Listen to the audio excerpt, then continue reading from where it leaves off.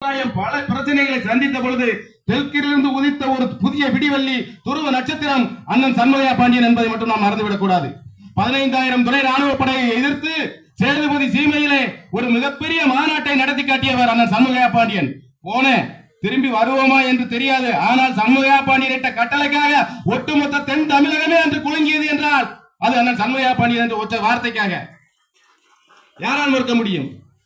ஆளுகின்ற அரசை அப்பட்டமாக எந்த விதமான ஒரு சமரசமும் செய்து கொள்ளாமல் எதிர்க்கின்ற துணிவு தேவரிடத்திலே ஒருவருக்கு உண்டென்றால் அது அண்ணன் சண்முகையா பாண்டியன் ஒருவருக்குத்தான்.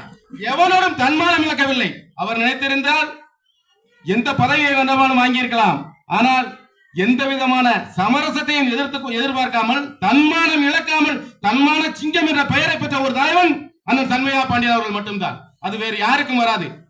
ஏனென்றால் அவரிடம் உள்ள ஒரு நட்பண்பு, நம் சமுதாய வளர்ச்சி, நம் சமுதாயத்தை எவனேரும் தாக்கி பேசினாலோ நம் சமுதாயத்திற்கு எதிர்ப்பு வந்தாலோ அதற்கு பதிலடி கொடுத்திருக்கிறாரே தவிர மாற்று சமுதாயத்தை தரம் தாழ்ந்து பேசியதாக வரலாறே கிடையாது.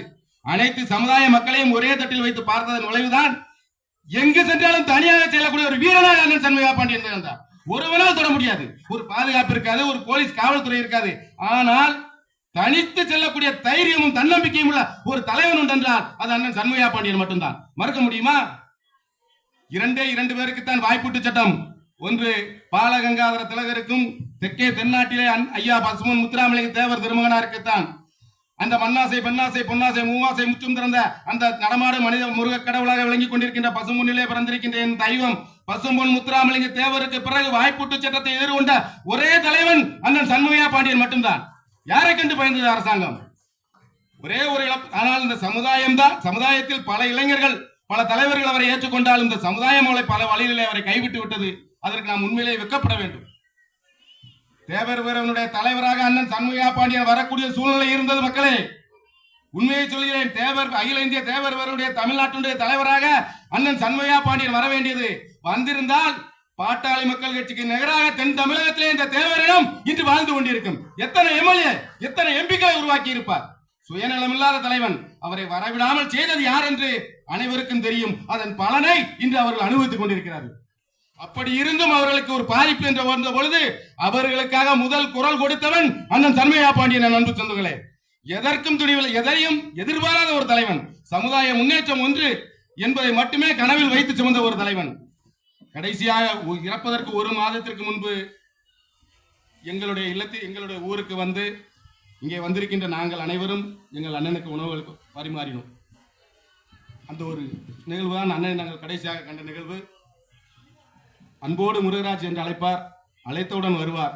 இனி உங்களை என்று நாங்கள் காண்போம் என்கின்ற உங்களை போன்ற ஒரு தலைவரை, சுயநலமில்லாத தலைவரை இந்த சமுதாயம் இழந்துவிட்டது. இனி எங்கே உங்களை நாங்கள் காண்போம் என்பதை மட்டும் சொல்லிக்கொண்டு கூடிய விரைவிலே அந்நியார் அவர்களிடம் கூட நான் தொலைபேசியிலே கேட்டிருந்தேன். சிவகாசியிலே ஒரு மிகப்பெரிய எழுச்சியான ஒரு பொதுக்கூட்டத்தை நடத்துகிறோம் அண்ணனுக்கு. கூடிய விரைவில் அதற்கான தேதிகளை நாங்கள் அறிவிக்கிறோம். முடிந்தால் அன்பு என் சொந்தங்களே, அண்ணனை நெஞ்சில் நிறுத்தி உங்களால் வர முடிந்தால் தேதியை மிக பிரமாண்டமாக அறிவிக்கிறோம். அனைவரும் வந்து கலந்து கொள்ளுங்கள்.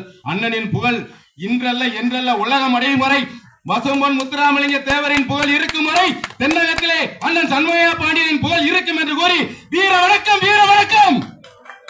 அண்ணன் சண்முகையா பாண்டியனுக்கு வீர வணக்கம். நன்றி கூறி இந்த நேரத்தில் வாய்ப்பளித்த எனக்கு அனைவருக்கும் நன்றி பாராட்டி விடைபெறுகிறேன். சிவகாசி 36 வெட்டி அருணாசலபுரம் கிராமம் சார்பாகவும் நான் சார்ந்திருக்கின்ற நவரசம் பூவாலய நவரச இதழ் சார்பாகவும் மீண்டும் ஒரு நன்றி கூறி வருகிறேன். நன்றி, வணக்கம்.